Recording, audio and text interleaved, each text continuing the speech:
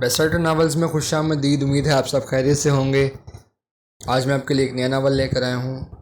Novel کا نام ہے سبز آنکھوں والا لڑکا، اور ناول کو سٹارٹ کرنے سے پہلے ایک نیا سیگمنٹ میں آپ کے لیے لے کے آیا ہوں کہ جس میں آپ کو موبائل ٹرکس بھی بتایا کروں گا۔ تو آج کی ٹرک کے لیے ہم اپنے موبائل اسکرین پر چلتے ہیں۔ آپ یہاں پہ دیکھ سکتے ہیں۔ تو اگر آپ کے پاس سیمسنگ موبائل ہے یا کوئی بھی موبائل ہے، اور جتنے بھی آج کل نئے موبائل آئے ہوئے ہیں اور کچھ پرانے موبائلز میں بھی، تو فار ایگزامپل اگر ہم نے کسی کو اسکرین ریکارڈنگ کرتے ہوئے اپنا جو ہمارا اوپر اسٹیٹس بار ہوتا ہے وہ دکھانا ہوتا ہے، تو ہم جب ایسے سوائپ کرتے ہیں تو ہمارے پاس یہ جو نوٹیفیکیشنز ہیں وہ آ رہی ہوتی ہیں، تو وہ اس میں ہمارا پرسنل میسیج وغیرہ بھی ہوتے ہیں۔ تو اس کا یہ سلوشن ہے کہ جب بھی آپ ایسے ٹاسک بار دکھانا چاہتے ہیں، یہاں سے کوئی چیز کرنا چاہ رہے ہوں، تو جیسے ابھی آپ نے دیکھا کہ میں نے 2 فنگرز ایک ساتھ سوائپ کیا تو فوراً سے وہ نیچے آیا 2 فنگرز سے، اور سنگل کروں گا تو نوٹیفیکیشنز آئیں گی۔ تو امید ہے آپ کو یہ ٹرک کام آئے گی۔ تو آج کا ناول سٹارٹ کرتے ہیں۔ ناول کا نام ہے سبز آنکھوں والا لڑکا۔ ناول لو سٹوری بیسڈ ہے، اور یہ ناول مڈل کلاس لو سٹوری پر بیسڈ ہے۔ تو چلیے ناول کو پڑھتے ہیں۔ امید ہے آپ کو یہ ناول پسند آئے گا۔ کمنٹ میں اپنی رائے ضرور دیں، اور جو نیا سیگمنٹ سٹارٹ کیا ہے اس پہ بھی اپنی رائے دیں کہ وہ کیسا لگا آپ کو۔ تو ناول سٹارٹ کرتے ہیں۔ ارے بس آنے والی ہے ناشتہ، لڑکی ناشتہ بھی کر لے، کتنا خود کو سنوارتی رہو گی۔ مائی کلثوم نے مقدس کو آواز دی جو مٹی کے کمرے میں لگے چھوٹے سے آئینے میں خود کا جائزہ لے رہی تھی۔ پھر کالی کڑائی والی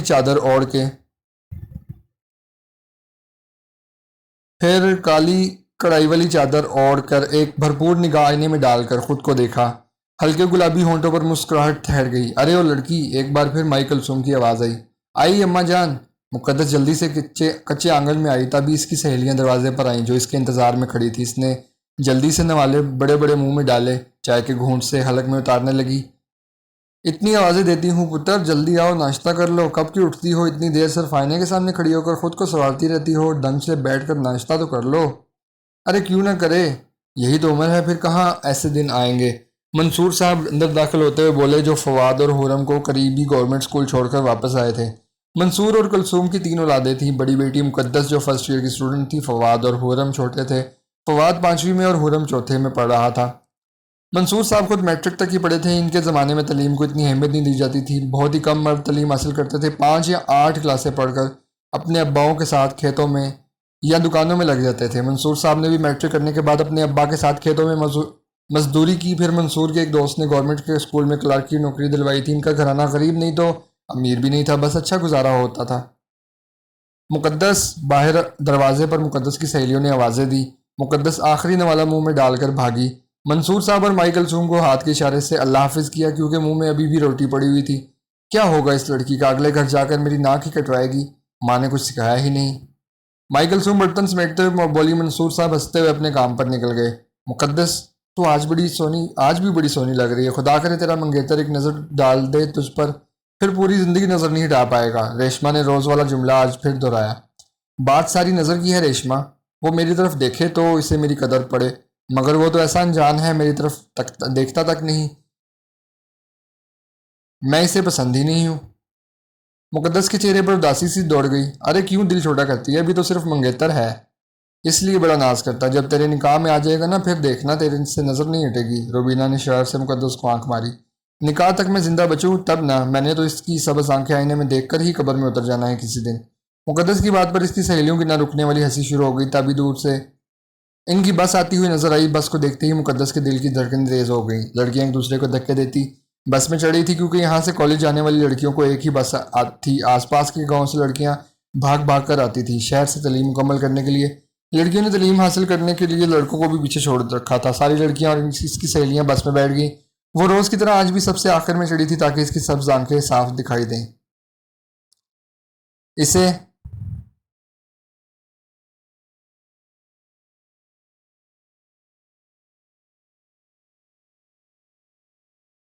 کنڈکٹر اس کے گاؤں کا تھا، اس کے اسکندر سے جڑے رشتے سے واقف تھا، وہ اسے بھابھی ہی کہتا تھا۔ اس کا یوں کھلے عام بھابھی کہنے پر مقدس شرما جاتی تھی۔ بس میں سب سے آخر میں بیٹھنے پر اسے بیٹھنے کی جگہ نہیں ملی، مگر روز کی طرح کنڈکٹر لڑکے نے اس کے لیے اسپیشل چیئر نکال کر ڈرائیور کی سیٹ کے پیچھے رکھی اور وہ مسکرا کر بیٹھ گئی۔ اب اس کی نظریں آئینے میں تھی، آج بھی وہ سب کچھ نظر انداز کیے اپنی نظریں سبز آنکھوں میں جما دیں اور ان آنکھوں میں کھونے لگی۔ اس کی آنکھوں میں سچ میں کوئی جادو تھا، مگر وہ ظالم آنکھیں ایک بار بھی اس کی طرف نہیں اٹھی تھی۔ کالج آ گیا تھا، بس گیٹ کے سامنے جھٹکے سے رکی تو وہ ہوش کی دنیا میں آئی۔ ساری بس خالی ہونے کے بعد وہ باہر نکلی تھی، مگر آج بھی اس کی نظریں مایوس لوٹی تھی۔ وہ آج بھی مایوسی سے اتر گئی۔ مقدس گھر لوٹی تو ایک رونق سی لگی ہوئی تھی۔ گاؤں کی تقریباً سبھی رشتہ دار عورتیں مٹی کے کچے فرش پر بیٹھی ہوئی تھی، کچھ کچن میں کھانا پکا رہی تھی۔ کھانوں کی خوشبو سے اس کی بھوک اور زیادہ بڑھ گئی تھی۔ اسے حیرت ہو رہی تھی، آخر یہ سب یہاں کس لیے جمع ہوئی ہیں؟ مقدس کمرے میں آئی تو اس کی ماں مائی کلثوم اس کے جہیز کی بیگ بڑے سے صندوق سے نکالے قریب بیٹھی نانی فاطمہ سے پوچھ رہی تھی کہ کس چیز کی کمی ہے بیگ میں، تاکہ وہ جلدی سے ان چیزوں کا انتظام کر لے۔ ارے کلثوم، ہماری دلہن آ گئی، چاچی سلمہ والہانہ پن سے آگے آ کر بولی۔ سے خود سے لگا کر محبت سے سر پر ہاتھ رکھا۔ ارے میری بچی، آ ادھر بیٹھ، اب تجھے کل سے کالج جانے کی ضرورت نہیں، تیری ساس آج شادی کی تاریخ لے کر گئی ہے، اس ہفتے کے آخر میں تجھے مایو بیٹھنا ہے۔ مائی کلثوم نے اسے آگاہ کیا اور اسے وہیں چھوڑ کر باہر بھاگی جہاں عورتیں بیٹھی ہوئی تھی، جبکہ مقدس اپنی شادی کا سن کر سمجھ نہ آیا روئے یا ہنسے۔ جس کے ساتھ اس کی شادی تھی وہ تو اسے دیکھنا بھی پسند نہیں کرتا تھا، اور عجیب یہ بھی کہ وہ اس کی محبت بھی تھا۔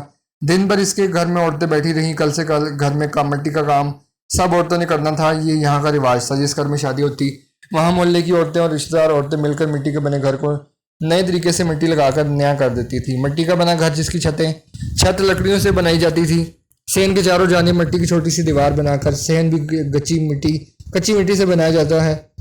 یہ لوگ اپنی سادہ سی زندگی میں بہت خوش رہتے تھے۔ رات کا اندھیرا گہرا ہوا تو آہستہ آہستہ سب عورتیں رخصت ہونے لگی۔ مقدس کچن میں چاول بنانے آئی، آگ جلانے کے لیے لکڑیاں چولہے میں بھرنے لگی۔ ارے مقدس پتر، تو کیوں کچن میں آئی ہے؟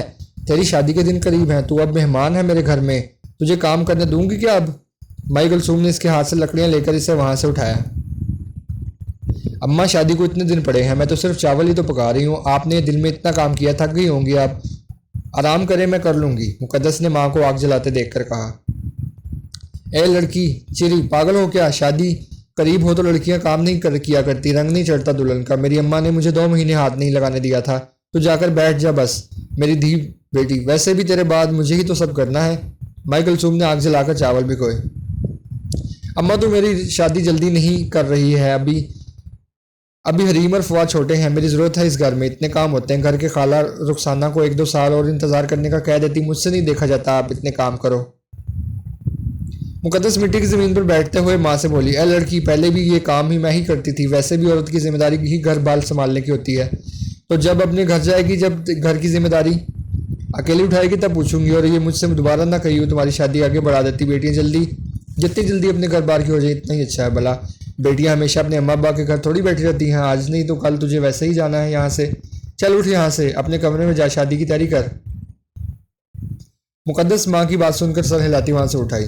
رات کو مقدس چارپائی پر لیٹی مسلسل اسکندر کو سوچ رہی تھی۔ وہ دن دور نہیں جب اس کی سبز آنکھیں ہر وقت سے میرے سامنے ہوں گی، کتنا بھرپور منظر ہوگا، بھلا میں کیسے ان سبز آنکھوں سے نظریں پھیر پاؤں گی؟ میرا انتظار ختم ہو رہا ہے، میری محبت میرا مقدر بننے جا رہی ہے۔ صبح وہ کالج جانے کے لیے تیار ہوئی، ماں سے 1 دن کے لیے مہلت مانگی کہ وہ لیو دے کر آئے گی، اتنی لمبی چھٹیوں کی، مگر اصل مقصد اس کا آج اسکندر کا چہرہ دیکھنا تھا کہ شادی کی تاریخ رکھی جانے پر اس کے چہرے پر خوشی ہوگی، شاید آج وہ آنکھیں خوشی سے اس پر زداب نظر ڈال دیں، اور وہی خوشی اس کے چہرے پر دیکھنے کے لیے آج وہ کالج جا رہی تھی۔ مقدس اسٹاپ پر آئی تو اس کی سہیلیوں نے شادی کی تاریخ رکھی جانے پر مبارکباد دی۔ وہ بہت خوش تھی، سب کے مذاق پر ہنس کر جواب دے رہی تھی۔ سامنے بس آتی ہوئی نظر آئی، سب لڑکیاں اس میں سوار ہو گئی، وہ سب سے آخر میں چڑھی تھی، اپنی مخصوص چیئر پر آ کر بیٹھی تو سامنے آئینے میں نظر کی تو اس کی حیرت کی انتہا نہ رہی۔ ساج سبز آنکھیں اس کی طرف اٹھی ہوئی تھیں، اس کی سبز آنکھوں میں دیکھتے ہوئے مقدس ساکت ہو گئی۔ مقدس نے ان آنکھوں میں خود کے لیے محبت نہیں نفرت دیکھی، انتہا کی نفرت۔ ان آنکھوں میں اس کے لیے بیزاریت، غم، غصہ، نہ جانے کیا کچھ اسے محسوس ہوا تھا۔ مقدس جان نہ پائی کہ آخر کیوں، اگر شادی اس کی مرضی سے نہیں ہو رہی تو انکار کر دے، میں زندگی بھر محبت کے بغیر رہ لوں گی، مگر نفرت کے ساتھ کیسے رہ سکوں گی؟ سکندر نے غصے سے تیز نظروں سے اسے دیکھا تھا، پھر آئینے کا رخ ہی پھیر دیا۔ مقدس کو سبز آنکھیں بھی نظر نہیں آ رہی تھی، وہ باہی بے آپ کی طرح تڑپ رہی تھی، اس کی محبت سے ایک نظر دیکھنے بھی نہیں دے رہی تھی۔ کالج سے واپسی پر بھی آئینہ ویسا ہی پڑا تھا جیسا وہ چھوڑ کر گئی تھی، اس کی نظروں سے وہ سبز آنکھیں بھی دور ہو گئی تھی۔ وہ مایوسی سے بس سے اتر آئی، گھر میں قدم رکھتے ہی سے خوشگوار حیرت ہوئی، تازہ مٹی سے پورا گھر چمک رہا تھا۔ صحن پر عورتیں بھی مٹی لگا رہی تھی، سامان سارا باہر پڑا بکھرا ہوا تھا، مقدس سوچ رہی تھی اب وہ چینج کیسے کرے، تبھی مائی کلثوم باہر آئی۔ ارے آ گئی میری دھی، تو اپنے کپڑے لے جا چچی کے گھر جا کر یونیفارم بدلو، وہیں آرام کرو، تب تک گھر کی مٹی سوکھ جائے گی، پھر گھر میں سامان رکھیں گے، تیرا کھانا وہیں بھجواتی ہوں، تیری چچی بھی یہاں ہے، عظمیٰ اور مومل بیٹھی ہیں، میں نے تیرے بہن بھائی کو بھی وہیں بھیج دیا ہے۔ مائی کلثوم نے اس کے ہاتھ سے بیگ لے کر باہر پڑی پرانی الماری میں رکھا، اس کے کپڑے نکال کر اسے دیے۔ اچھا اماں ٹھیک ہے، مقدس کہتی ہوئی اپنی چاچی کے گھر چلی گئی۔ پھر شادی کا دن بھی آ پہنچا۔ مقدس 3 دن مایوں میں بیٹھی تھی، اس کے چہرے پر کافی رنگ چڑھا تھا، دلہن بنی وہ بہت پیاری لگ رہی تھی۔ اسکندر کے ساتھ اسے بٹھایا گیا، مگر اس نے غلط نظر ڈالنا بھی اس پہ گوارا نہیں کیا۔ مائی کلثوم نے اسکندر سے اپنی بیٹی کا خیال رکھنے کو کہا تو وہ بس ہلکا سا سر ہلا کر اللہ تعلق ہو گیا۔ رخسانہ نے اپنی بہو کا گھر میں شاندار استقبال کیا، اسے پکے اینٹوں والے گھر میں بٹھایا گیا، سیج کو پھولوں سے سجایا گیا تھا، بیڈ کے چاروں طرف پھول لگے ہوئے تھے۔ اسکندر نے کچھ ہی ماہ پہلے اپنا اور ماں کا پکے اینٹوں والا گھر بنایا تھا۔ گھر کا کام مکمل ہوتے ہی رخسانہ نے بیٹے کی شادی کی ٹھانی۔ اسکندر کے لاکھ منع کرنے کے باوجود بھی رخسانہ نے اپنی من پسند بہو کو لا کر ہی دم لیا۔ اسکندر کمرے میں آیا تو ویسے ہی بیٹھی ہوئی تھی۔ اسکندر نے ایک نظر اسے دیکھا، مگر اس سے ایک نظر میں بیزاریت کے سوا اور کچھ نہ تھا۔ تمہارا انتظار فضول ہے، کیونکہ میں تم سے شادی نہیں کرنا چاہتا تھا، میں کسی اور کو پسند کرتا ہوں۔ تم سے شادی اماں نے زبردستی دھمکیاں دے کر کروائی ہے۔ جب میں نے شروع میں تم پر کوئی توجہ نہیں دی تو تم اتنا بھی نہ سمجھ پائی کہ میں تم میں دلچسپی نہیں رکھتا، زبردستی مجھ پر مسلط کر دیا ہے جسے میں کبھی دیکھنے کا بھی روادار نہیں۔ وہ آگ اگلتا ہوا چلا گیا اور وہ وہیں ساکت بیٹھی رہ گئی۔ اس کا خواب ٹوٹ گیا تھا، اس کی محبت نے اسے دھتکار دیا تھا۔ وہ کسی اور کی محبت دل میں رکھتا ہے، یہ بات مقدس کے لیے بڑی اذیت کا باعث تھی۔ بھلا آپ جس سے محبت کرتے ہو وہ پہلے سے کسی اور سے محبت کرتا ہو، اس سے بڑا درد اور کیا ہوگا۔ وہ اس کے نکاح میں ہو کر اپنا حق نہ لے سکی۔ وہ خاموشی سے اٹھی، بہت زیادہ رونے کے بعد وضو کر کے نماز پڑھی اور کافی دیر تک سوچتی رہی، پھر کب آنکھ لگی اسے پتہ ہی نہ چلا۔ صبح اس کی آنکھ فجر کی اذان سے کھلی، وہ اٹھی تو اسکندر صوفے پر سویا ہوا تھا، شاید اس کے سونے کے بعد ہی کمرے میں آیا تھا۔ مقدس نے بیڈ سے چادر اٹھا کر اس کے اوپر احتیاط سے رکھی، اس کی بند آنکھوں کو غور سے دیکھنے لگی جن کی وہ دیوانی تھی۔ آج پہلی بار اس کا دل کیا ان آنکھوں کو چھونے کا۔ اس نے بے اختیار اس کی آنکھ پر اپنا ہاتھ رکھا تو وہ ہڑبڑا کر اٹھ بیٹھا۔ مقدس ڈر کر پیچھے ہو گئی۔ کیا کر رہی تھی تم؟ اسکندر نے تیز لہجے میں پوچھا۔ وہ میں ہاں، شرم آنی چاہیے، جب میں تمہارے پاس نہیں آ رہا تو زبردستی قریب آنے کی کوشش کر رہی ہو۔ اس الزام پر وہ تڑپ اٹھی، آنکھیں پانیوں سے بھر گئی تھی۔ تمہیں میں اب اس کمرے میں برداشت نہیں کر سکتا، نکلو یہاں سے۔ اس نے زبردستی ہاتھ پکڑ کر اسے دروازے کے بعد دھکا دیا۔ مقدس کی چیخ نکل گئی۔ رخسانہ اور امداد صاحب چیخ سن کر باہر آئے، وہ زمین پر بیٹھی رو رہی تھی۔ یہ کیا حرکت ہے اسکندر؟ امداد نے غصے سے پوچھا۔ یہ لڑکی آپ لوگ لے کر آئے ہیں تو یہ آپ لوگوں کے ساتھ ہی رہے گی، میں اسے اپنے کمرے میں برداشت نہیں کر سکتا، وہ تیز لہجے میں بول رہا تھا۔ محلے کے لوگ چھتوں پر اپنی گردنیں نکالے تماشا دیکھ رہے تھے۔ میں بھی دیکھتی ہوں تو کیسے اسے باہر نکالتا ہے۔ مقدس دلہن اپنے کمرے میں جاؤ، یہ میرا حکم ہے۔ رخسانہ آگے آ کر بولی۔ اماں میں برداشت نہیں کر سکتا، بہت سن لی آپ کی، اسے گھر میں تو لے آئیں مگر میں اسے اپنی زندگی میں شامل نہیں کر سکتا۔ اگر اپنے ساتھ رکھنا ہے آپ نے تو رکھے، ورنہ چھوڑ آئیں وہیں پر جہاں سے لے کر آئے ہیں اسے۔ مقدس کا ہاتھ بے اختیار منہ پر پڑا۔ مقدس میں نے کہا ہے اٹھو اور کمرے میں جاؤ۔ رخسانہ اسے اٹھا کر کمرے میں لے آئی۔ اماں، اسکندر غصے سے چیخا، بس اگر آج تو اسے نکال رہا ہے تو ماں کو بھی نکال دے، کیونکہ یہ گھر تیری کمائی سے بنا ہے نہ، مگر ان ہاتھوں میں ابھی بھی اتنی طاقت ہے کہ مٹی لا کر اپنا گھر بنا سکوں۔ میں نے ان ہاتھوں سے تجھے بڑا کیا ہے، تیرے فیصلے بھی میں کروں گی۔ اگر تو میرے فیصلوں کو اہمیت نہیں دیتا تو بتا دے، اس لڑکی کو اپنے گھر چھوڑاؤں، پھر خود بھی تیرے اس گھر سے نکل جاؤں۔ رخسانہ نے اسے تیز نظروں سے دیکھتے ہوئے کہا تو وہ بنا کچھ کہے بس کی چابی اٹھا کر باہر نکل گیا۔ رخسانہ جب کمرے میں آئی تو سر جھکاتے رو رہی تھی۔ مقدس بیٹا مجھے معاف کر دینا، میں اسکندر کی مرضی کے بنا تجھے اس گھر میں لائی ہوں۔ رخسانہ نے بیڈ پر اس کے پاس بیٹھتے اپنے ہاتھ اس کے سامنے جوڑ لیے۔ مقدس نے نظریں اٹھا کر بندھے ہوئے ہاتھوں کو دیکھا تو ان کے دونوں ہاتھ عقیدت سے پکڑ لیے۔ چاچی کیسی باتیں کر رہی ہیں آپ میری ماں کے برابر ہیں، یہ سب یوں ہی ہونا تھا، آپ کا کوئی قصور نہیں۔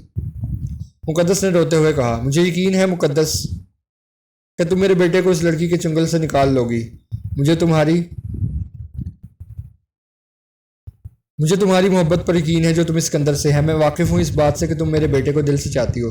رخسانہ نے محبت سے اس کے سر پر ہاتھ رکھا۔ چاچی اسکندر کس کے پیچھے لگا ہے؟ مقدس نے سر جھکا کر پوچھا۔ اسکندر نہیں لگا، وہ لڑکی لگی ہے، اس نے میرے اسکندر کو بسایا ہے جو روز اس کی بس میں چڑھتی ہے۔ رخسانہ نے بتایا تو وہ حیران ہوئی۔ چاچی وہ بس میں چڑھتی ہے، کس ٹائم؟ مقدس نے پوچھا۔ صبح کے ٹائم کسی پرائیویٹ اسکول کی استانی ہے، 5 سال سے اسکندر کے پیچھے لگی ہوئی ہے۔ گاؤں چھوڑ کر جو اگلا گاؤں ہے وہی سے ہے۔ میں اس لڑکی کے گھر بھی گئی تھی کہ میرے بیٹے کی جان چھوڑ دے، مگر اس نے مجھے سامنے سے ایسا سنایا، اللہ توبہ، اتنی تیز ترار لڑکی تھی، کریمیں تھوپ کر خود کو گورا کیا ہوا تھا، بال کاٹ کر کندھے پر جھولے دے رہی تھی منوس لڑکی۔ رخسانہ نے جل کر کہا، مقدس کو پہچاننے میں لمحہ لگا تھا کہ بس میں کون سی لڑکی ہے۔ وہ اس نے کافی دفعہ دیکھا تھا۔ وہ لڑکی اسکندر کو دیکھ کر مسکراتی تھی، مگر اسے اسکندر کا چہرہ نہ دکھائی دیتا کیونکہ وہ صرف اس کی آنکھیں ہی دیکھ پاتی تھی۔ وہ ایک ہی لڑکی تھی جو پرائیویٹ اسکول کے سامنے اترتی تھی۔ مقدس رخسانہ کے گلے لگ کر بے تحاشا رونے لگی۔ نہیں پتر، تو رو نہیں، تو بیوی ہے، تیرا حق سب سے پہلے ہے۔ سکندر تجھ سے دور ہو ہی نہیں سکے گا۔ تو بس اس کو اپنی طرف اس طرح لگا کے کہیں اور سے دیکھنے کے پہلے اور اسے دیکھنے کے لیے پہلے تیرا چہرہ یاد آئے۔ وہ خاموشی سے بس سنتی رہی۔ مائی کلثوم کو ساری بات محلے والوں سے پتہ چلی۔ رخسانہ سے بہت ناراض ہوئی کہ جب بیٹا راضی نہیں تھا تو شادی کیوں کی۔ رخسانہ نے اسے یقین دلایا کہ وہ اپنی بہو کو اس کے گھر میں اپنا حق ضرور دلائے گی، اور کچھ مقدس نے بھی انہیں مطمئن کیا تو وہ خاموش ہو گئی۔ رات کو مقدس اس کے انتظار میں جاگتی رہی۔ جب وہ آیا تو وہ سر پر دوپٹہ رکھ کر بیٹھ گئی۔ وہ غصے میں کپڑے لے کر واش روم میں چلا گیا۔ جب وہ واپس آیا تو مقدس نے نظر اٹھا کر دیکھا تو وہ بنا شرٹ کے تولیے سے بال رگڑتا ہوا آئینے کے سامنے جا کھڑا ہوا۔ مقدس اسے کنگھی کرتے ہوئے دیکھ کر ہر انداز سے اس کا جائزہ لے رہی تھی۔ اس کی محبت ہر انداز میں سے خوبصورت لگتی تھی۔ وہ ماں آپ کے لیے کھانا لاؤں؟ اس نے جھجکتے ہوئے پوچھا تو وہ بنا کوئی جواب دیے صوفے پر سوتا بن گیا۔ وہ اسے دیکھ کر رہ گئی۔ آدھی رات کو اس سے باتوں کی آواز آئی۔ اس نے دھیان دیا تو اس کے اندر کسی سے فون پر بات کر رہا تھا۔ میری جان، ایسا کچھ نہیں جیسا تم سمجھ رہی ہو۔ میں تو اس پر نظر ڈالنا بھی گوارا نہیں کرتا۔ کچھ آ کے اسے باہوں میں لے لوں گا۔ میں نے صرف تمہیں ہی بازو میں لینا ہے، آئی سمجھ؟ ہاں، میں صرف تمہارا ہوں، بس تھوڑا صبر کرو، پھر ہم دونوں کچھ ہی دنوں میں نکاح کر لیں گے، پھر یہ خود ہی چلی جائے گی۔ اسکندر کی آخری بات سن کر مقدس کا ہاتھ بے اختیار دل پر پڑا اور وہ اٹھ کر بیٹھ گئی۔ اسکندر نے اسے بیٹھتے دیکھا تو انجانے کیوں کال کاٹ دی تھی اور سوتا بن گیا۔ مقدس چپل پہن کر باہر نکل آئی۔ اسکندر نے اسے جاتے دیکھا، پھر سر جھٹک کر سو گیا۔ مقدس گھر کے دائیں سائڈ پر آ گئی جہاں رخسانہ نے ایک چھوٹا سا باغ بنا رکھا تھا جس میں سبزیاں بھی اگا رکھی تھی۔ اسے سمجھ نہیں آ رہا تھا کیا کرے، دل کر رہا تھا زور زور سے روئے اور چیخے۔ اس نے جس سے محبت کی، جسے دعا میں مانگا، جسے پا لیا، جس سے نکاح بھی کر لیا، وہ کسی اور کا خواب دیکھ رہا تھا، اسے چھوڑنے کے منصوبے بنا رہا تھا۔ وہ کافی دیر تک وہیں بیٹھی رہی۔ فجر کی اذان ہوئی تو وہ وضو کرنے چلی گئی۔ کمرے میں آئی تو اسکندر گہری نیند میں سو رہا تھا۔ مقدس نے نماز پڑھنے کے بعد قرآن پاک کی تلاوت کی، پھر کچن میں آئی۔ رخسانہ اور امداد کو چائے دے کر آٹا گوندا۔ اسکندر بھی اٹھ گیا تھا۔ اس نے جلدی سے آگ جلا کر روٹیاں توے پر ڈالی۔ شادی کو ایک ہفتہ ہو گیا تھا۔ آج وہ کالج جانا چاہتی تھی۔ گھر میں رہ کر وہ بالکل پاگل ہو رہی تھی۔ اماں؟ ہاں پتر، رخسانہ نے محبت سے اسے جواب دیا۔ مجھے آج کالج جانا ہے۔ ہاں پتر، بھلے سے چلی جائے، اس میں پریشان ہونے والی کون سی بات ہے، اب تو کالج بس کی مالکن بھی تو ہو۔ رخسانہ نے آخری بات شرارت سے کہی تو وہ تلخ مسکراہٹ سے مسکرا دی۔ اماں، اسکندر مجھے بس میں بیٹھنے تو دے گا نا؟ اس نے معصومیت سے پوچھا تو رخسانہ شرمندہ ہو گئی۔ کتنی پیاری بچی کہ اسکندر بے قدری کر رہا تھا۔ کیوں نہیں بیٹھنے دے گا پتر؟ تو جا کر پہلے اسے ناشتہ دے، پھر خود تیار ہو۔ تیرے سسر کا اور میرا پراٹھا میں خود بنا دیتی ہوں۔ شاباش، جلدی جا، کہیں دیر نہ ہو جائے۔ رخسانہ نے اسے وہاں سے اٹھایا تو وہ اسکندر کا آملیٹ، پراٹھا اور چائے بنا لے کر کمرے میں آئی تو وہ بھی نہا کر باہر نکلا تھا۔ شیشے کے سامنے کھڑا بال بنا رہا تھا۔ آپ کا ناشتہ؟ اس نے خاموشی سے اس کا ناشتہ بیڈ پر رکھ دیا اور خود بیگ سے اپنا یونیفارم نکال کر پریس کرنے لگی۔ اسکندر نے پلٹ کر ایک نظر اسے دیکھا، پھر خاموشی سے آ کر ناشتہ کرنے لگا۔ جب وہ یونیفارم پہن کر باہر آئی تو اسکندر ناشتہ کر کے بس کی چابی اٹھا چکا تھا۔ اس نے جلدی سے بالوں کی چھٹیاں کر کے بیگ اٹھایا۔ اسکندر باہر نکل گیا تھا۔ اس نے جلدی سے کالی چادر اوڑھی اور اس کے پیچھے بھاگی۔ ارے مقدس پتر، ناشتہ تو کر لے۔ اماں، وہ مقدس نے سکندر کی طرف اشارہ کیا جو باہر نکل رہا تھا۔ ارے اے اسکندر، بچی کو ناشتہ تو کرنے دے، 2 منٹ رک نہیں سکتا؟ رخسانہ نے اسکندر کو آواز دی جو دروازے سے باہر نکل رہا تھا۔ اماں، میں صرف آپ کی لاڈلی بہو کو نہیں بس میں بٹھاتا جو اس کے انتظار میں 50 لڑکیوں کو انتظار میں کھڑا کر دوں۔ وہ کہہ کر نکل گیا۔ مقدس تو یہیں رکے۔ اسکندر کے ابا ذرا باہر تو آؤ۔ رخسانہ نے شوہر کو آواز دی جو کمرے میں بیٹھا تھا۔ کیا ہو گیا اسکندر کی ماں؟ اپنے لاڈلے کو ذرا باہر جا کر روکو، دلہن بھوکی کالج جا رہی ہے، 2 منٹ نہیں رک رہا۔ آپ کا چہیتا بچی کو بھوکا روانہ کر دوں تو بیٹھ پتر، آرام سے ناشتہ کر۔ رخسانہ نے اس کا بازو پکڑ کر بٹھایا۔ مگر اسکندر آج جلدی کیوں جا رہا ہے؟ 7 بجنے میں بھی 15 منٹ کم ہے، اور روز پورے 7 بجے نکلتا ہے۔ آج میری بہو جا رہی ہے نا، اس لیے تاکہ اسے پیچھے چھوڑ کر جائے۔ رخسانہ نے غصے سے کہا، پتر تو ٹھیک سے ناشتہ کر، میں اس گدھے کو بھی سیدھا کرتا ہوں۔ امداد مقدس کو مطمئن کر کے باہر نکلا، تبھی بس سٹارٹ ہونے کی آواز آئی۔ اماں؟ مقدس نے منہ میں بھرا نوالا بمشکل چباتے ہوئے بس کی آواز سن کر آنکھیں پھاڑ کر رخسانہ کو پکارا۔ تیرا ابا گیا ہے پتر، فکر نہ کر، سکندر تجھے چھوڑ کر نہیں جائے گا۔ سکندر نے بس آگے لے جانی چاہیے تو امداد بس کے سامنے آ کھڑا ہوا۔ ابا کیا ہوا ہے؟ نیچے اتر تو بتاتا ہوں۔ سکندر نیچے اتر آیا۔ اپنی بیوی کو چھوڑ کر جا رہا ہے، شرم نہیں آ رہی؟ امداد غصے سے بولے۔ میں نہیں چھوڑ کر جا رہا ہوں، جب ٹائم ہو گیا تو مجھے تو جانا ہے، آپ کی بہو کی وجہ سے میں باقی لڑکیوں کو بھی انتظار کر رہا ہوں۔ سکندر نے بیزاری سے کہا، تو پورے 7 بجے جاتا ہے اور 7 بجنے پورے 15 منٹ کم ہے، تو جان بوجھ کر بچی کو پریشان کر رہا ہے۔ صبح فجر کے ٹائم سے اٹھی ہوئی ہے، سارے گھر کے کام کیے ہیں، سب کے لیے ناشتہ بنایا، تو بھی اسی کا ہاتھ کا ناشتہ کر کے جا رہا ہے، اور خود بچی بھوکی جائے۔ تیری بیوی ہے، تجھے کچھ خیال نہیں، مگر ہمیں ہے، پرائی بچی کو تیرے آسرے لے کر آئے ہیں، تجھے تو کوئی احساس ہونا نہیں ہے۔ امداد کے بولنے پر سکندر نے خاموش رہنا بہتر سمجھا، جبکہ چہرہ غصے کی وجہ سے سرخ ہو گیا تھا۔ ابا میں نے ناشتہ کر لیا ہے، مقدس دروازے سے باہر آ کر امداد کے پیچھے کھڑی ہو کر بولی۔ سکندر جا کر بس میں بیٹھ گیا۔ اچھا پتر جا، اللہ تمہیں خوش رکھے، ہمیشہ خوش رکھے۔ امداد نے دعا دی تو اس دعا پر مسکرا دے امداد نے دعا دی تو اس دعا پر مسکرا بھی نہ سکی، بھلا اس کی خوشی تو کہیں نہیں آنے والی تھی۔ وہ اللہ حافظ کہتی بس میں چڑھ گئی۔ جب وہ سکندر کے پیچھے رکھی بینچ پر بیٹھی تو سکندر کی قرضدار آواز سے کام گئی۔ پیچھے اتنی ساری سیٹیں نظر نہیں آ رہی ہیں جو میرے سر پر بیٹھنا ہے، دفعہ ہو جاؤ پیچھے۔ مقدس سر جھکا کر اٹھ گئی۔ اب ان آنکھوں سے بھی جدائی ہو گئی جن کو دیکھ کر اس کی آنکھیں مسکراتی تھی۔ بس بڑھ چکی تھی مگر تھوڑا آگے جا کر پھر سے رک گئی۔ تقریباً 10 منٹ تک بس رکی رہی۔ مقدس حیران ہوئی کہ سکندر کبھی بس کو کسی کے انتظار میں نہیں روکتا، چاہے کوئی پیچھے ہی کیوں نہ رہ جائے۔ پھر کیوں روک رکھی ہے؟ کس کے انتظار میں؟ وہ یہ سوچ ہی رہی تھی کہ تب بھی بس میں میرب داخل ہوئی تھی۔ کھلے بالوں کو اسٹائلش سے کھولے، سر پر دوپٹہ رکھے، نزاکت سے چلتی سکندر کی سامنے والی سیٹ پر بیٹھ گئی۔ مقدس کی نظریں سکندر کو دیکھنے لگی تو اس کی نظریں میرب پر ہی جمی تھی۔ پھر دونوں کا ایک دوسرے کو دیکھ کر مسکرانا مقدس نے صاف دیکھا۔ اس کا دل دکھ سے بھر گیا۔ وہ یہ منظر آج دیکھ رہی تھی جبکہ بس میں موجود لڑکیاں روز دیکھتی ہوں گی، اور یہ تو پتہ نہیں کب سے چلتا آ رہا ہے۔ صرف میں نے ہی کبھی محسوس نہ کیا، ان دو سبز آنکھوں کے علاوہ کہیں اور دیکھ ہی نہ پائی، سمجھ ہی نہ پائی۔ میں نے اس لڑکی کو اگر کچھ کہا تو مجھ میں اور جاہل عورتوں میں کیا فرق رہ جائے گا، جبکہ میرا شوہر میرے خلاف کھڑا ہو جائے گا۔ بہتر ہے فیصلہ وقت پر چھوڑ دیا جائے۔ مقدس نے آنکھ سے نکلتا موتی سب سے چھپا کر صاف کیا اور آنکھیں بس کے اندر کی تکلیف دہ منظر کو دیکھنے کی سکت نہ لاتے ہوئے بس کی کھڑکی کے باہر منظر پر جما دی۔ مقدس یہ چڑیل مجھے صحیح نہیں لگتی، اپنے شوہر کو اس سے بچا کے رکھ۔ پیچھے سے اس کی سہیلی کی آواز آئی۔ ہاں مقدس ہنسی چلا کر لڑکیاں شوہر لے جانے میں دیر نہیں کرتی، یہ تو کب سے سکندر کے پیچھے ہے۔ ماسی رخسانہ نے اب تک بچا رکھا ہے اس لڑکی سے سکندر کو، اب تو سکندر کو اس سے بچا کر رکھ۔ اس سے آگے والی سیٹ پر بیٹھی مہروش نے کہا۔ میرے ہاتھ میں کوئی اختیار نہیں، میں نے فیصلہ وقت پر چھوڑ دیا ہے۔ میں کچھ کہوں گی تو سکندر کی نظروں میں میری بات کی کوئی اہمیت نہیں ہوگی، بس تم لوگ میرے لیے دعا کرو۔ مقدس نے جھکے سر سے کہا تو اس کی سہیلیوں نے افسوس سے اسے دیکھا۔ اللہ تمہارے حق میں بہتر فیصلہ کرے اور تمہارے گھر کو آباد کرے، تیرا شوہر تمہاری طرف لوٹا دے۔ مہروش نے اسے دعا دی۔ اس کی سب سہیلیوں نے آمین کہا۔ کالج سے چھٹی ہوتے ہی اس نے رکشہ کروایا۔ اپنی 2 سہیلیوں کو لے کر وہ رکشے میں گھر چلی گئی۔ اس کا دل نہیں چاہ رہا تھا بس میں گھر جانے کا جس کا شوہر اس کے سامنے کسی اور کو دیکھ رہا ہو، شوہر بھی وہ جس سے وہ بے پناہ محبت کرتی تھی۔ صبح کو رخسانہ نے اسے 2000 دیے تھے اپنے خرچے کے لیے، تو اسی میں سے پیسے نکال کر رکشہ کیا اور گھر پہنچ گئی تھی۔ شکر تھا رخسانہ کہیں محلے میں گئی ہوئی تھی، ورنہ اسے جلدی گھر آنے کے سوال شروع کر دیتی۔ اس وقت وہ صرف تنہائی چاہتی تھی۔ سکندر نے بس کالج کے سامنے روکی، لڑکیاں چڑھ گئی تو اس نے بس سٹارٹ کر دی۔ 1 منٹ سکندر، بھابھی نہیں ہے بس میں۔ اسد نے بس کا دروازہ بجا کر کہا تو سکندر نے پیچھے نظر کر کے سب لڑکیوں میں دیکھا۔ ایک اور مصیبت، اب اماں ابا مجھے ہی سنائیں گے، میری بیوی کہاں ہے؟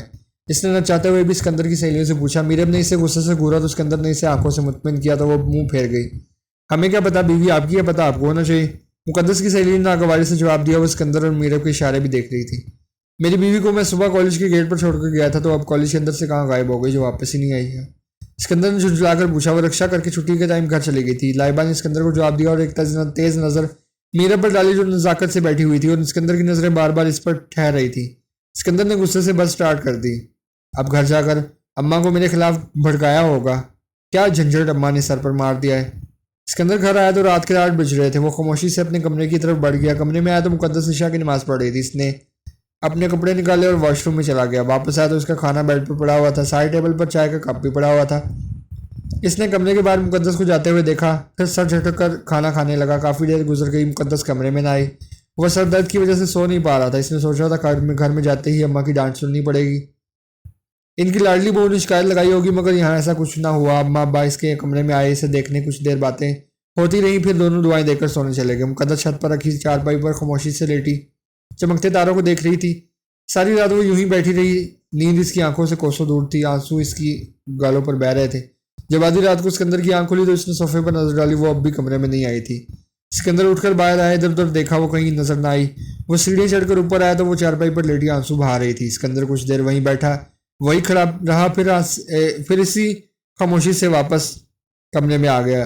فجر کی اذان ہوئی تو مقدس وضو کر کے کمرے میں آئی۔ سکندر کو اس وقت جاگتے دیکھ کر حیران ہوئی، پھر خاموشی سے نماز ادا کرنے لگی۔ سکندر اسے نماز ادا کرتے ہوئے دیکھ رہا تھا۔ کچھ بھی تھا، وہ اس کے نکاح میں تھی، وہ اس پر حق رکھتا تھا۔ نماز پڑھ کر وہ سونے کے لیے صوفے پر آئی۔ یہاں آ کر سو جاؤ، سکندر نے بنا اس کی طرف دیکھے کہا تو وہ حیرت سے اسے دیکھنے لگی، مگر اس کی بات پر عمل نہیں کیا تھا۔ میں نے کچھ کہا ہے، اس کے سخت لہجے پر وہ اٹھ کر بیڈ پر آئی اور جھجکتے ہوئے لیٹ گئی۔ کچھ پل ہی گزرے ہوں گے کہ اسکندر نے اس کی کلائی پکڑی وہ خوف سے دیکھنے لگی۔ اسکندر نے جھٹکے سے اسے خود کے قریب کیا۔ یہ کیا کر رہے ہیں آپ؟ مقدس نے اپنا آپ چھڑاتے ہوئے کہا۔ اپنا حق استعمال کر رہا ہوں، اسکندر نے اس کے کھلے بالوں میں ہاتھ پھیرتے ہوئے نرمی سے کہا۔ جب آپ مجھے بیوی ہی نہیں مانتے تو کیسا حق؟ کچھ دنوں میں مجھے چھوڑ دو گے؟ کم از کم میرے پاس کچھ تو رہنے دو، میں یہ حق آپ کو نہیں دیتی۔ جب آپ کسی اور کی طرف پلٹ جائیں گے تو میں بھی چلی جاؤں گی، میں نہیں رہوں گی یہاں، پھر مجھے چھوڑیں۔ اس نے پوری طاقت سے خود کو چھڑایا۔ اسکندر خاموش ہو گیا۔ سو جاؤ، میں کچھ نہیں کروں گا۔ اسکندر کروٹ لیٹ گیا تو وہ سونے کے بجائے کافی دیر تک اس کی پشت کو دیکھتی رہی۔ صبح کو اجالا پھیلنے کو تھا، وہ اٹھ کر باہر نکل گئی۔ رخسانہ بھی فجر کی نماز پڑھ رہی تھی۔ مقدس نے چائے بنا کر آٹا گوندا، رخسانہ بھی وہیں آ گئی۔ اماں مجھے آپ سے ایک درخواست کرنی ہے، مقدس نے سر جھکا کر کہا۔ ہاں پتر بول۔ اماں مجھے کالج کے لیے رکشہ لگوا دے۔ مقدس نے اپنی بات مکمل کی تو رخسانہ سوچ میں پڑ گئی۔ سکندر؟ رخسانہ مقدس کو جواب دینے کے بجائے کچن سے باہر نکل آئی۔ اسکندر کو غصے سے آواز دیتی اس کے کمرے کی جانب بڑھنے لگی۔ اماں! مقدس بھی رخسانہ کے پیچھے گئی۔ اماں آپ میری بات تو سنیں، مگر رخسانہ بنا اسے جواب دیے کمرے میں داخل ہو گئی۔ اسکندر ابھی اٹھا تھا، الماری سے اپنے کپڑے نکال رہا تھا۔ تجھے شرم آنی چاہیے اسکندر، بیوی کے سامنے پرائی لڑکیوں کے ساتھ عشق لڑاتے ہوئے۔ اب کیا ہو گیا صبح صبح؟ اسکندر نے بیزاری سے پہلے ماں کو پھر مقدس کو دیکھتے پوچھا۔ تیری بیوی تیرے ساتھ جانے کے بجائے بس میں جا رہی ہے، رکشے میں جا رہی ہے، اور تو پوچھ رہا ہے ہوا کیا ہے؟ میں اس پڑھائی لڑکی کو اس لیے لے کر آئی ہوں کہ یہ تیری مشوقی کے قصے سریعام دیکھے۔ بیوی ہے یہ تیری، سب کچھ برداشت کر رہی ہے کیونکہ اسے اپنا نکاح بچانا ہے، مگر یہ ایک کمزور عورت بھی ہے، اسے بھی تکلیف ہوتی ہے، کچھ کہتی نہیں، خاموشی سے اپنا راستہ ہی وہاں سے الگ کر دیتی ہے جہاں سے اسے تکلیف ملنا شروع ہوتی ہے۔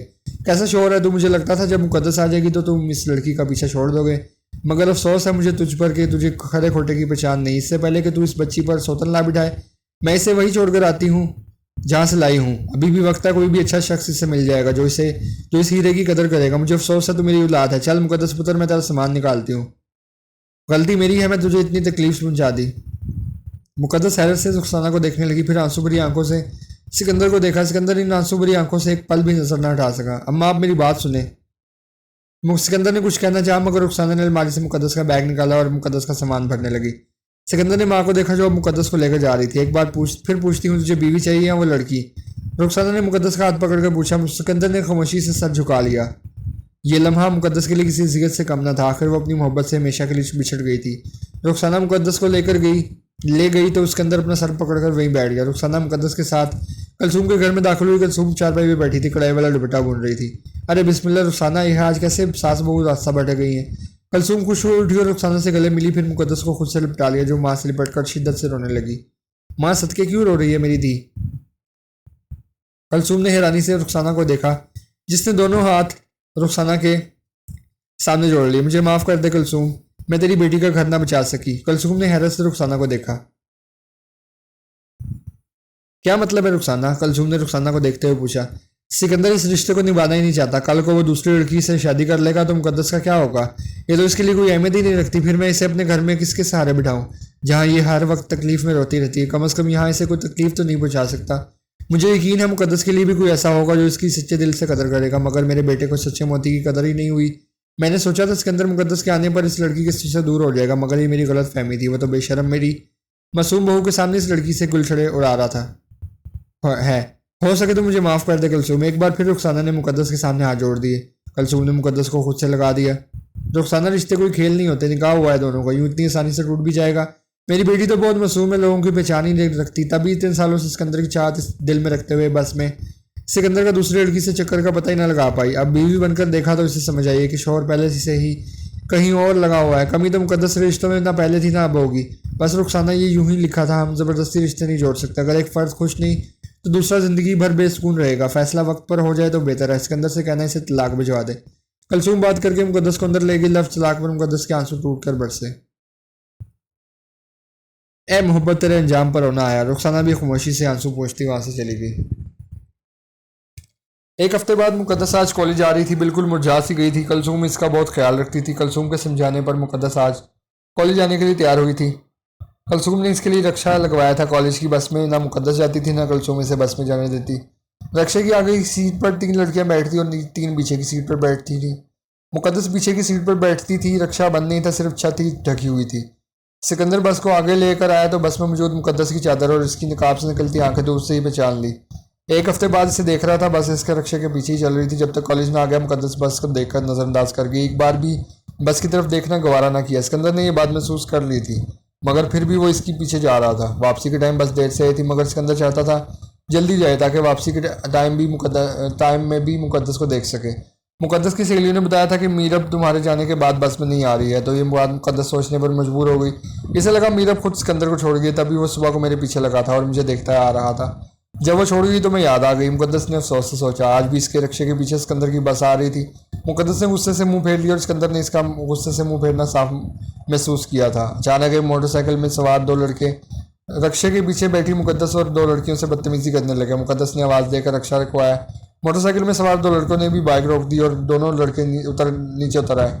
تھوڑے سے فاصلے پر سکندر نے بھی بس روک لی تھی۔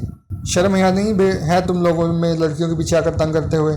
مقدس نے چپل نکال کر ایک کے منہ پر ماری جو مقدس کو آنکھ مار کر فلائنگ کس بھیج رہا تھا۔ مقدس کی چپل جب اس شخص کے منہ پر پڑی تو اس نے غصے سے جیب سے گن نکال کر مقدس پر تان لی۔ مقدس کا دوسرا ہاتھ چپل نکالتے ہوئے ایک دم رک گیا، خوف سے پہلے گن کو پھر اس شخص کو دیکھنے لگی۔ رکشے میں بیٹھی ساری لڑکیاں چیخنے لگی۔ سکندر غصے سے بس کا دروازہ کھول کر باہر نکلا۔ احمد ذرا بس کو سنبھالنا، میں ذرا ان چھوڑوں کو ان کی چھٹی کا دودھ یاد دلا دوں۔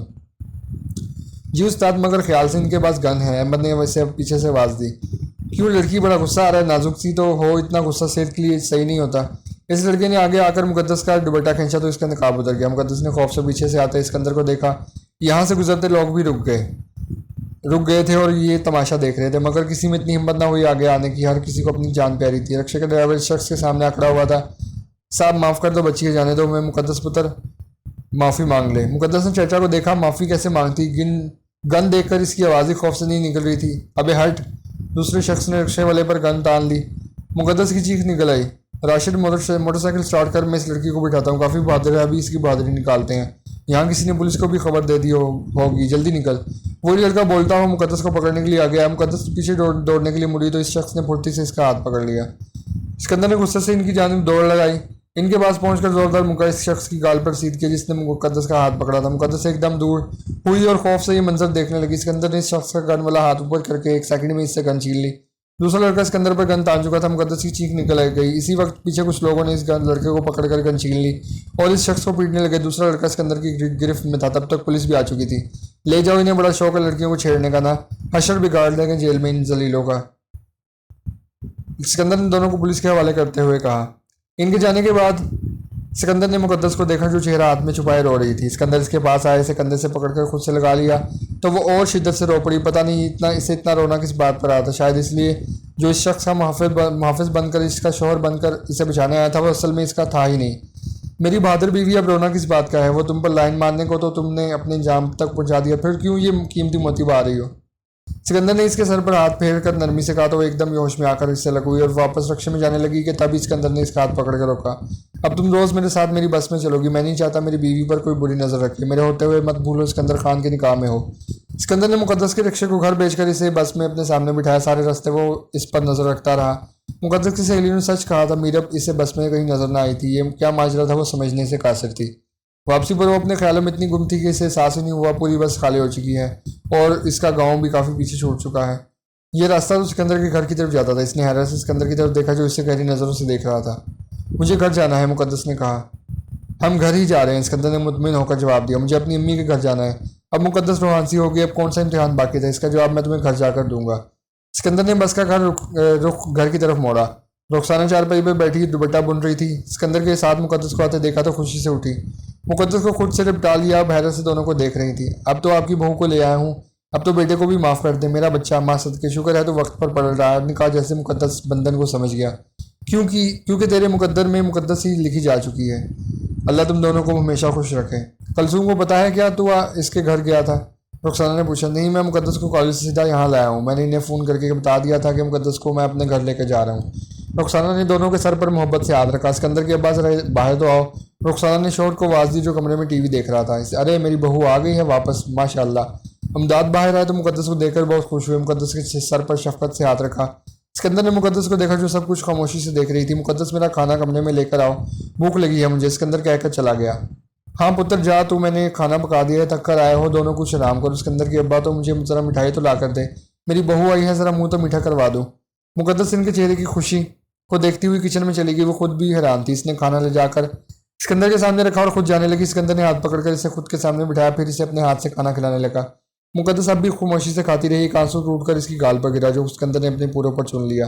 کھانا کھانے کے بعد اسکندر نے خالی برتن سائڈ ٹیبل پر رکھے، پھر اس نے مقدس کے دونوں ہاتھ پکڑ کر بولا، مقدس میں اپنے رویے کی معافی مانگتا ہوں، میں تمہیں بہت تکلیف پہنچا چکا ہوں، مگر اب وعدہ کرتا ہوں کبھی تکلیف تو کیا ایک آنسو بھی تمہاری آنکھوں میں نہیں آنے دوں گا۔ میں نے ہمیشہ تمہیں نظر انداز کیا، تم جب میری آنکھوں کو محبت سے دیکھا کرتی تب میں میرب کے چکر میں تمہاری محبت محسوس ہی نہیں کر پایا۔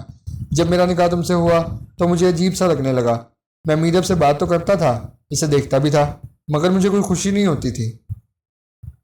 تم میرے نکاح میں تھی، مجھے تمہیں دیکھ کر محسوس ہوتا جیسے میرا دل تمہاری طرف آنا چاہتا ہے۔ تو میری بیوی تھی، حق رکھتا تھا، مگر پھر خیال آتا کیسا حق، وہ تو میں میرب کو دوں گا، مگر میرب کو دیکھ کر مجھے محبت کا احساس ہوا ہی نہیں۔ وہ تو اس کا بناوٹی چہرہ تھا جس کے پیچھے میں وقتی طور پر کھنچ گیا تھا۔ اس کی محبت بھری باتوں سے مجھے اپنی شادی کے ایک ہفتے بعد محسوس ہوا یہ سب وقتی ہے۔ ہاں، وہ مجھ سے شادی کرنا چاہتی تھی، ہر وقت اظہار کرتی تھی، مگر یہ محبت نہیں تھی، اسے میں محبت کا نام نہیں دے سکتا۔ محبت تو تم کرتی تھی مقدس، جس نے بیوی ہو کر کبھی حق نہیں مانگا، کبھی اپنی محبت کا اظہار نہیں کیا، محبت کو بے مول ہو کر نہیں چھوڑا۔ میں نے اتنا کچھ کہا پھر بھی تم مجھ سے محبت کرتی گئی۔ جب تم یہاں سے چلی گئی تب مجھے سمجھنا آیا میں کیا کروں، کیونکہ میں تم سے محبت کر بیٹھا تھا مقدس۔ تم میرے گھر میں آئی، میری ہر چیز کا خیال رکھا، خود رکھا، میرے لیے سب کچھ کیا، میرے کمرے میں میرے ساتھ تھی، تم میرے نکاح میں تھی۔ نکاح میں اتنی طاقت ہے کہ میاں بیوی چاہے خود سے کتنا ہی اختلاف رکھیں مگر پھر بھی ایک دوسرے سے الگ نہیں ہو پاتے۔ کوئی دوسری لڑکی میں اتنی طاقت نہیں ہوتی کہ وہ نکاح جیسے بندھن کو توڑ سکے۔ ہاں، میں وقتی بہک گیا تھا، مگر میں تمہیں چھوڑ کر نہیں سکتا۔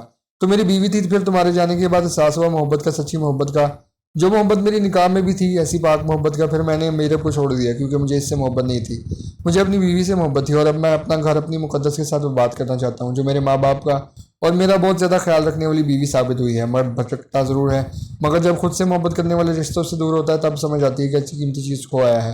اب کبھی تمہیں تکلیف نہیں پہنچاؤں گا مقدس، یہ میرا وعدہ ہے تم سے۔ اسکندر نے اس کے چہرے کو دونوں ہاتھوں سے پکڑ کر کہا۔ مقدس نے اس کی سبز آنکھوں کو غور سے دیکھا، پھر اپنے ہاتھوں سے ان آنکھوں کو چھوا۔ مجھے ان سبز آنکھوں سے بے پناہ محبت ہے۔ مقدس کی بات پر اسکندر نے ہنستے ہوئے اسے سینے سے لگا لیا۔ ختم شد۔ تو ریڈرز، امید ہے آپ کو یہ ناول بھی پسند آیا ہوگا۔ اپنی رائے کمنٹ میں ضرور دیں کہ یہ ناول آپ کو کیسا لگا۔ لائک کریں اس ویڈیو کو، شیئر کریں اپنے فرینڈس کے ساتھ، چینل کو سبسکرائب ضرور کریں، اور جو نیا سیگمنٹ شروع کیا ہے اس پر بھی اپنی رائے ضرور دیں کہ وہ سیگمنٹ کیسا ہے، آپ کو کیسا لگا، اور آپ سے ملاقات ہوتی ہے نیکسٹ ناول میں۔ تب تک کے لیے اللہ حافظ۔